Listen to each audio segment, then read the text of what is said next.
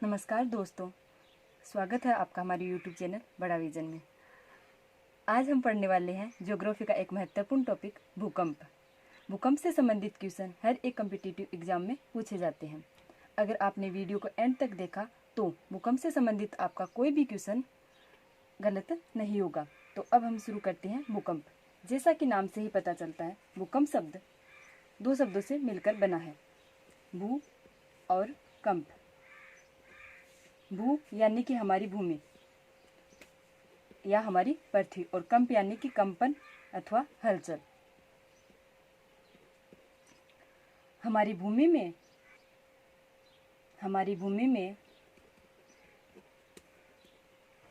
कंपन होना ही भूकंप कहलाता है, या फिर पृथ्वी में हलचल होना भूकंप कहलाता है। ये हो गया हमारा सामान्य अर्थ। सामान्य अर्थ में भूमि में कंपन अथवा भूमि में पृथ्वी में हलचल को हम क्या कहेंगे? भूकंप कहते हैं। अब हम देखते हैं भूगोलवेताओं द्वारा दी गई परिभाषा से कि भूकंप किसे कहते हैं। तो जब किसी ज्ञात या अज्ञात प्राकृतिक या मानवजनित और अंतर्जात या बहिर्जात बल के कारण पृथ्वी में कंपन होता है तो उसे हम भूकंप कहते हैं।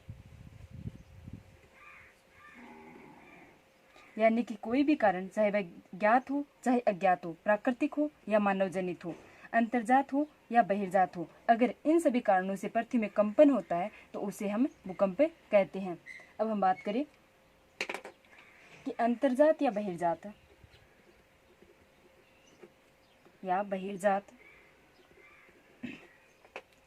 बल के कारण निष्कासित ऊर्जा से, अंतर्जात या बहिर्जात बल के कारण निष्कासित ऊर्जा से उत्पन्न तरंग के कारण अगर पृथ्वी में कंपन होता है तो उसे हम भूकंप कहते हैं।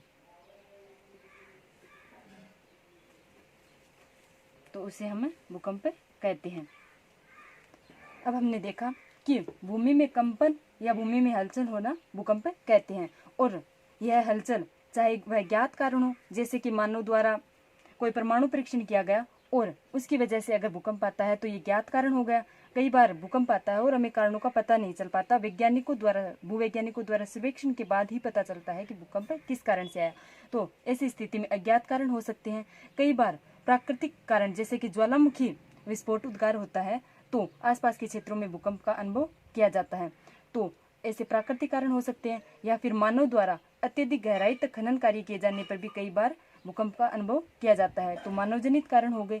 और अंतर्जात कारणों की अगर हम बात करें तो प्लेट विवर्तन के कारण, यानी कि हमारी जो पृथ्वी के भीतर विभिन्न प्रकार की प्लेटें हैं, उन प्लेटों में विभिन्न गतियां होती रहती है, उनकी वजह से अगर भूकंप आता है तो अंतर्जात कारण, और कई बार बहिर्जात कारण जैसे कि भूसंकलन या हिमपात आदि के कारण भी भूकंप आता है। तो ऐसी स्थिति में अगर पृथ्वी में कंपन होता है तो उसे हम भूकंप कहते हैं। इसके साथ ही अंतर्जात और बहिर्जात बल के कारण जो ऊर्जा निष्कासित होती है उसके कारण या उत्पन्न होने वाली तरंगों के कारण भी पृथ्वी में कंपन होता है तो उसे हम भूकंप कहते हैं।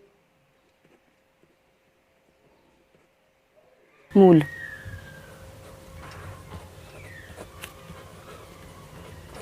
भूकंप मूल वह स्थान होता है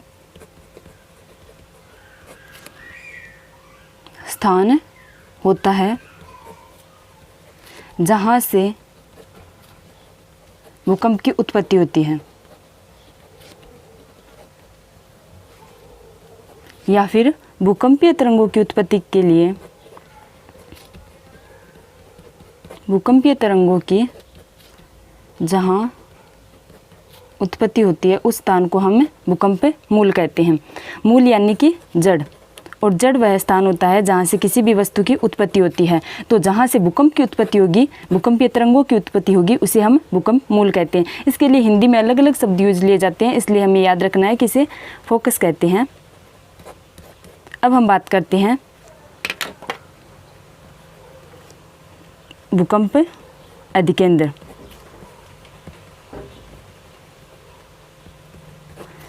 भूकंप अधिकेंद्र, भूकंप अधिकेंद्र वह स्थान होता है जहां भूकंप अधिकेंद्र वह स्थान होता है जहां सबसे पहले भूकंप का अनुभव किया जाता है।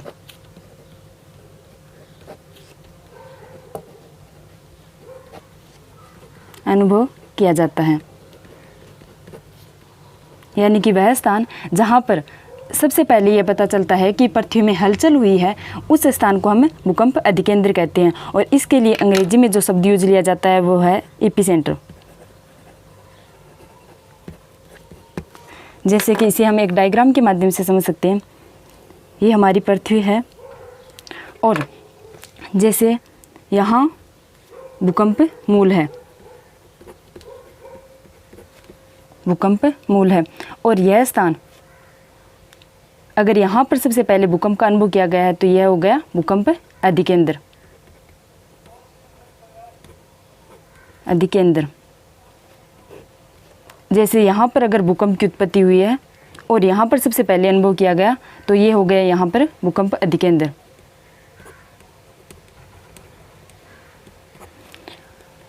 भूकंप मूल हमेशा पृथ्वी के भीतर होता है, धरातल के भीतर होता है, और भूकंप अधिकेंद्र की अगर हम बात करें तो ये हमेशा सरफेस के ऊपर होता है। भूकंप अधिकेंद्र हमेशा सरफेस के ऊपर होता है और भूकंप मूल हमेशा पर धरातल के भीतर होता है, आंतरिक पृथ्वी के आंतरिक भाग में पाया जाता है। अब हम बात करते हैं इससे संबंधित एक अन्य शब्दावली सिस्मोलॉजी।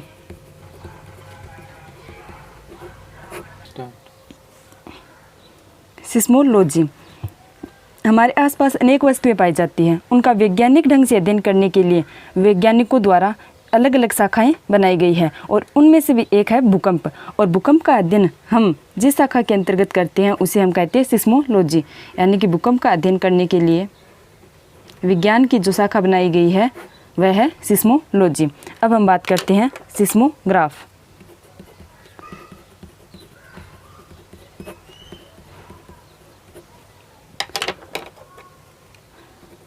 भूकंप का अध्ययन करने के लिए सिस्मोलॉजी में जिस यंत्र का प्रयोग किया जाता है अथवा मापन करने के लिए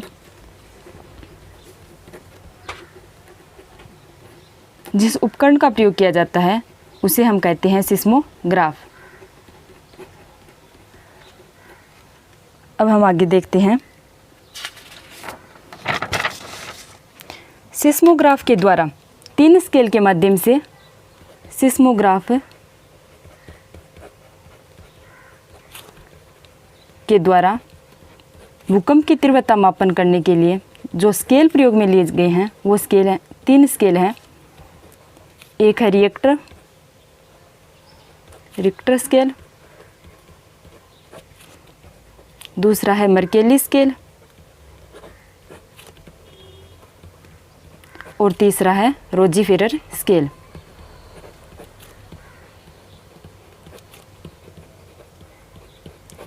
क्वेश्चन सबसे ज़्यादा यहीं से आता है कि रिएक्टर स्केल क्या है, मर्केली स्केल क्या है और रोजीफेरर स्केल क्या है। काफ़ी बार ये क्वेश्चन आया हुआ है कि भूकंप की तीव्रता किस स्केल से मापी जाती है, तो वो है रिएक्टर स्केल।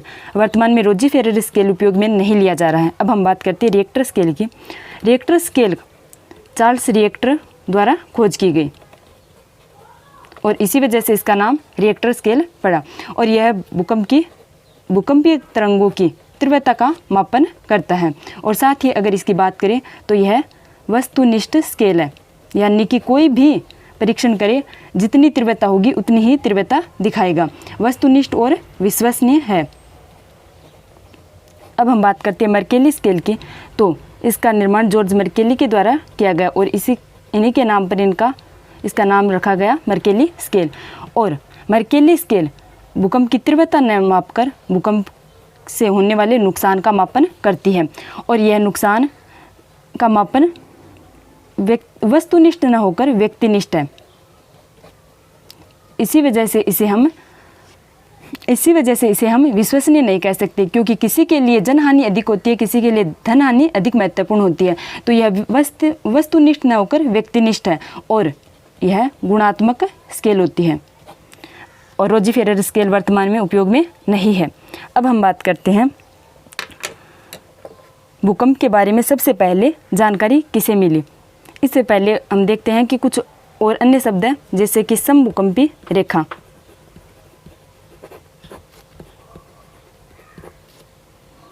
समाघात रेखा और उसके बाद हम देखते हैं होमोसिस्मल लाइन।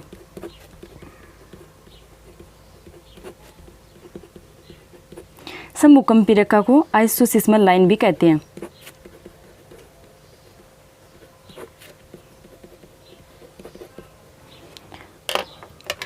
समभूकंपी रेखा वो रेखा होती है जो समान तीव्रता से भूकंप जहाँ पर आता है उन स्थानों को मिलाती है। समान तीव्रता से आने वाले क्षेत्रों को मिलाने वाली रेखा को हम कहते हैं समभूकंपी रेखा। जैसे कि ये हमारा जयपुर है, यहाँ पर दिल्ली और यहाँ पर कानपुर है। अब एक साथ तीनों जगह भूकंप आता है, पर तीव्रता की अगर हम बात करें तो दिल्ली और कानपुर में समान गति से भूकंप आता है और इस वजह से इन दोनों स्थानों को मिलाने वाली रेखा को हम कहेंगे समभूकंपी रेखा।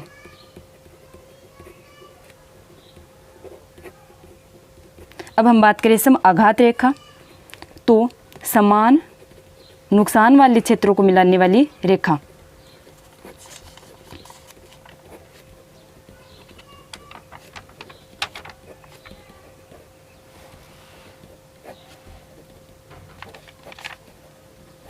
मिलाने वाली रेखा यानी कि समान आघात वाले क्षेत्रों को मिलाने वाली रेखा। जैसे कि यही हमारे 3 क्षेत्र हैं जहाँ पर एक साथ भूकंप आता है, पर इनमें नुकसान तीव्रता यहाँ पर समान होती है, पर इनमें नुकसान दिल्ली और जयपुर में एक समान होता है और इसी वजह से इन दोनों स्थानों को मिलाने वाली रेखा को हम कहेंगे समाघात रेखा। अब हम बात करें होमोसिस्मल लाइन। एक साथ एक ही समय में भूकंप आने वाले क्षेत्रों को मिलाने वाली रेखा।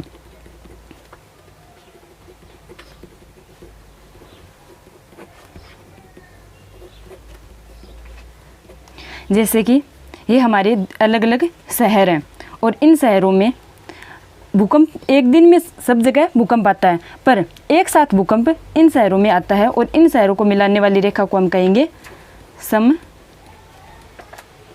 होमोसिस्मल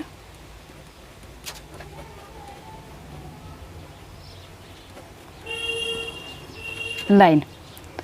अब हम बात करते हैं भूकंप से जुड़ी कुछ अन्य जानकारियाँ। तो सबसे पहले बात करते हैं कि भूकंप के बारे में सबसे पहले बताया किसने।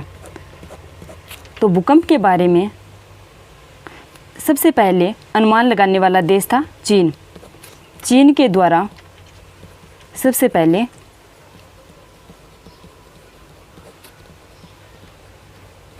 भूकंप का अनुमान लगाया गया और भारत में सबसे पहले भूकंप के जो साक्ष्य मिले हैं वो कालीबंगा से मिले हैं, जो हमारे राजस्थान के हनुमानगढ़ जिले से हैं।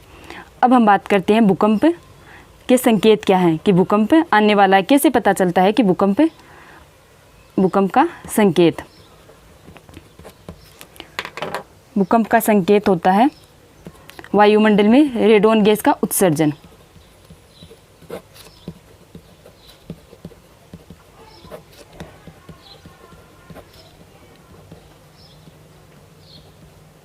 यहाँ से काफ़ी बार क्वेश्चन पूछा जाता है कि रेडोन गैस, या फिर सीधे पूछा जाता है कि भूकंप आने से पहले कौन सी गैस का उत्सर्जन होता है, तो रेडोन गैस का होता है। और रेडोन गैस का उत्सर्जन किस प्राकृतिक आपदा के समय होता है, तो वो होता है भूकंप आने के समय। और रेडोन गैस की अगर हम बात करें तो यह मरुस्थलीय क्षेत्र में ज़्यादा पाई जाती है। शुष्क गैस होने की वजह से मरुस्थलीय क्षेत्र में पाई जाती है, और इसी वजह से भूकंप के ज़्यादातर जो क्षेत्र हैं वो भूकंप से संबंधित जितनी भी जानकारी लेनी होती है वो क्षेत्र ज़्यादातर मरुस्थलीय क्षेत्रों में लगाए गए हैं। रेडोन गैस जलवाष्प को अवशोषित करने की क्षमता सबसे ज़्यादा रखती है।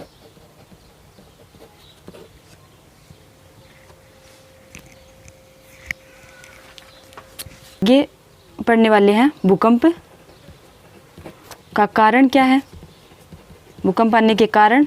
उसके बाद हम पढ़ेंगे भूकंप के प्रकार, उसके बाद भूकंप का वैश्विक वितरण। यहाँ से सबसे अधिक क्वेश्चन आते हैं, ये हम आगे के वीडियो में करने वाले हैं। अगर आपको इतना समझ में आया है तो आप 2 क्वेश्चंस के आंसर ज़रूर दें। एक तो है कि भूकंप आने से पहले, भूकंप के आने से पूर्व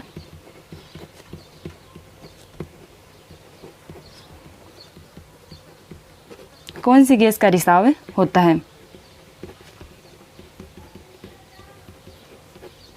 और एक रिएक्टर स्केल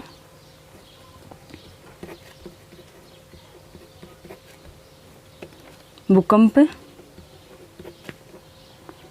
की तीव्रता या नुकसान, इनमें से किसका मापन करता है।